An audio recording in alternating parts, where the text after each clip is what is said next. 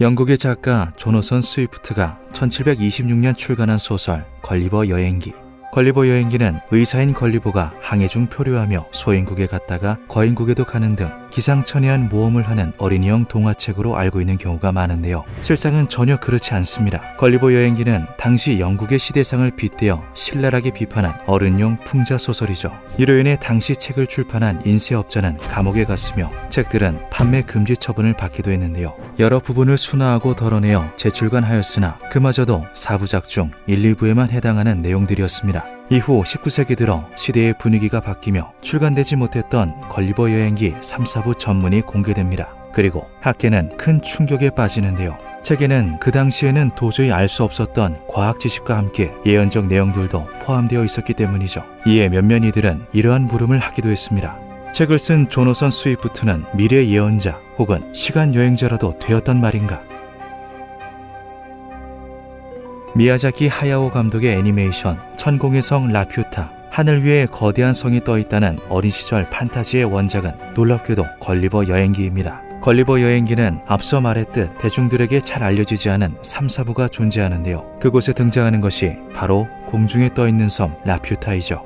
라퓨타는 걸리버 여행기 3부에 등장하는 가상의 지역으로 하늘을 날아다니는 7km 지름의 원형 섬입니다. 라퓨타인들은 매우 지적이고 학문적인 지식이 뛰어나며 그 중에서도 특히 천문학적으로 놀라운 재능을 가지고 있었다고 하는데요. 책의 내용과 담고 있는 메시지도 물론 좋지만 학자들이 주목했던 것은 책 속 라퓨타인들이 사용하던 미래적인 장치였습니다. 그들은 휴대할 수 있는 소형 망원경으로 하늘을 관찰하였는데 이것은 당시 일반적으로 사용되던 망원경과는 그 형태와 성능이 많이 달랐습니다. 그들은 높은 비율의 망원경으로 어디서든 하늘 위 우주를 살펴보고 별과 행성들을 관찰할 수 있었죠. 또한 라퓨타에 등장하는 신비한 문물 중에는 꺼지지 않은 램프가 등장하는데요. 끊이지 않고 계속해서 밝은 빛을 발산하는 인공 램프의 원리는 마치 현대의 형광등과 비슷해 보였습니다. 형광등은 1927년 에드먼드 저머에 의해 그 프로토타입이 제시된 후 1938년 제너럴 일렉트릭사의 조지 잉먼이 발명하여 이후 실용화가 이루어졌는데요. 스위프트가 책을 집필하던 1700년대 당시는 촛불이나 알코올 램프를 사용했던 때였죠.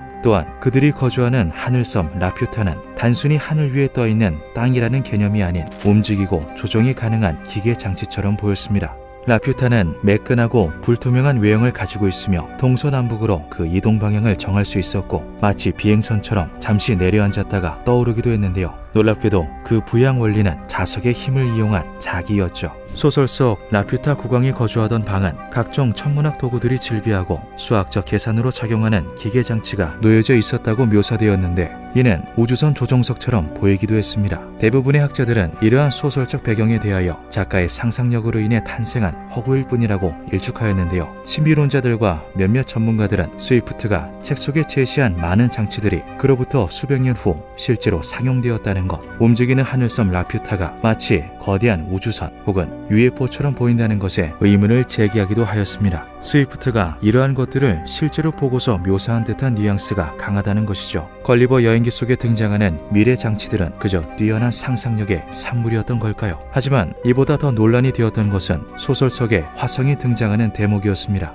그들은 화성 주위를 공존하는 두 개의 작은 별 또는 위성을 발견했다. 그중 안쪽에 있는 것은 화성의 중심으로부터 직경의 3배, 바깥쪽에 있는 것은 직경의 5배 거리에 있었다. 전자는 10시간 주기로, 후자는 21시간 30분 주기로 회전하였다.